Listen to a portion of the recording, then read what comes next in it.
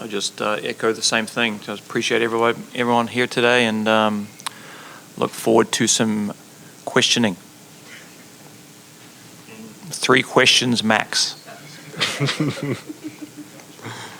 would like to Coach, can you just talk about the move to the AAC and what that means for not only Charlotte, but being with recruiting and everything that comes with that? Yeah, it's obviously an exciting time to move up into that conference. It's obviously some fantastic teams and great coaches and some really talented players, and we're playing some really awesome atmospheres, and for our home fans, we're going to get to see a lot of really good teams, and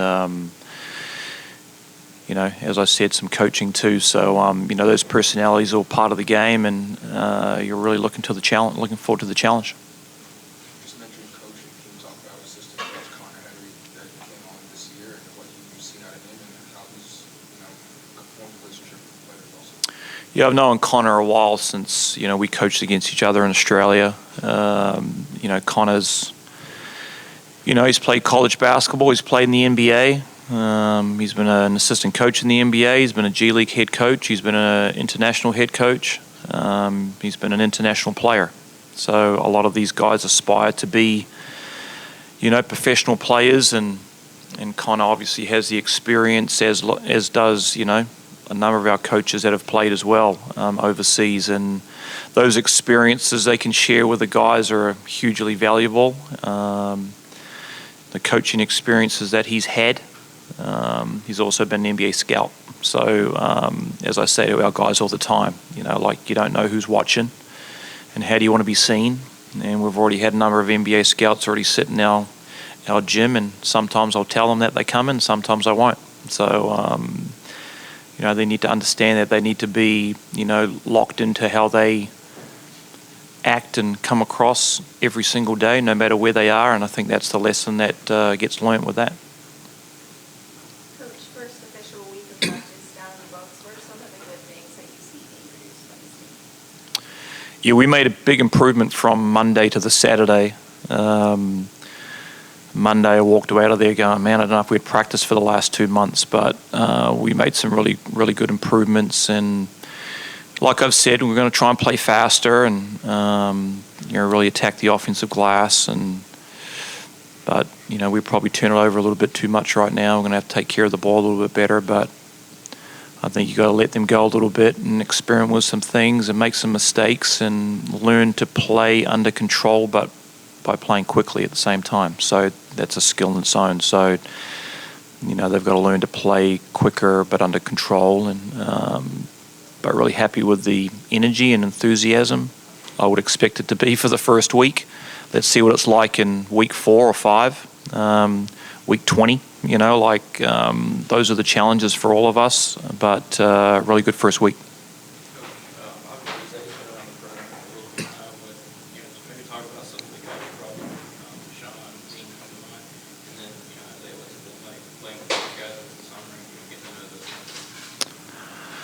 Yeah, look, the new players to the program, Deshaun obviously coming from Washington State. I mean, he's a big presence around the rim, different than what we had in the 5 spot. But he definitely has Pac-12 experience. He's been part of Team USA in the under-19 age group. He's got some runs on the board, if you want to say it that way. But this is a new challenge for him, and got to come out and perform. I say it to them all the time. There's an expectation to perform and a responsibility to perform. No different for him. Yaroslav coming in from USC via Australia, via Russia. 7'1", really skilled. Shoots the ball well, passes well. And he has, high-level international competition as well, and obviously played in the Pac-12 last year. Dean Reba coming in from Rutgers. He's been the Big Ten now for 3 years. Played in probably one of the toughest conferences in the country, and so the experiences that he brings here will be hugely invaluable, and he's really settled into what we're about. Sterling coming in from junior college level, and he shoots the ball really well, and it's been a bit of an eye-opening step up for him. but he's learning more and more every day and getting more and more comfortable every day. And then Nick, coming in from the high school level from Indiana, I've been really impressed with him for a freshman that is going against a couple of pretty experienced big guys. He's learned a lot very quickly, which has been impressive. He holds his own every day. He's had a lot of repetition the last few weeks with Yarrow out with a bit of a sore foot, so that's been valuable for him. So those additions to what we have coming back, we've got very good depth, which I think enables us to play faster because we can play harder for longer and not have to manage guys. So, the level of effort that I would like them to play at is going to take a lot of energy, and they're going to be playing 35 minutes a game. So otherwise we're probably walking it up and playing pretty slow. So, and that's why I've put a big demand on them getting in great shape. So, I like the additions that we've got with the guys that are coming back. I think with the new team, I think our chemistry on and off the court has been amazing. Because some teams come in, some guys have an ego. If they came from a bigger school, they think they come in here to be the man. But I don't think that with this team. I think everybody's coming, they put in the work in the weight room and on the court, and they just love to see each other do good. Like if I make a play or say Kai make a play, everybody's happy for one another. So I'm really impressed with that. Question for Zay. You spoke to Kai in the offseason. You mentioned about you being a spark plug and your ability to kind of get a home crowd going or suck the energy out of the away crowd. Kind of reminds me of the half-court alley-oop that you can do with Davidson. Can you just talk about being that spark plug and being the guy that can just flip a game on his head in one play?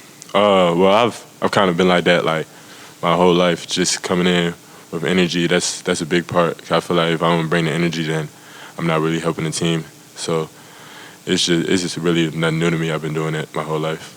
So. And for Coach, you just mentioned increasing the pace of the way you got players into it. Can you just talk about what you said you wanted to kind of keep everyone fresh, but how do you plan on doing that? Is it off fast breaks? Is it getting into actions early? How exactly do you increase that pace of play? Well, I guess through my career, I expect a lot out of my teams that I've coached in the past to be disciplined and provide tremendous effort defensively. And so a reward for that is obviously to get out and have a bit of fun in transition. And I want them to be able to express themselves in transition that way. So, it just takes major effort and getting out and just running the floor really hard and having a great next play mentality. Working off, drag screens, step-up screens, putting the big on the front of the rim, just simply guards pushing the ball hard down the floor and trying to attack the paint as quickly as possible is just a responsibility, a conditioned thing that we work on. And we'll just ask the defense, we'll knock on that door and are you prepared to stop us in transition? And then if you've done a good job of that, well, then we'll pull it back out and settle into the half court. But, it's just a mindset thing. Two-part question. Robert Broswell missed a lot of the season with thumb injury, and then Rich Rolfe was a redshirt. Can you just talk about those two players and how you expect them to come in and help them right away this season? Yeah, with Rob, obviously it's his sixth year of college basketball, so he's been around a while, and he's very experienced like the other guys I spoke about, and we need that. His size, his athleticism, his ability to really shoot the ball. We're going to need him to play well, and we missed him last year. He plays with a pretty calm demeanor. As you know, Rob, he's pretty quiet. And, that length and athleticism is a real big help into the conference that we're going into for sure, and his experience. Rich redshirting last year, he's had the toe surgery this summer. He's just back practicing now. And it'll still be a learning experience for him being a young guy, but he's good size. He really shoots the ball. He's smart. He knows what we're doing. That's really important to me. It's always been a thing for me that, the guys know what we're trying to do, how we're trying to play, why we're playing this way.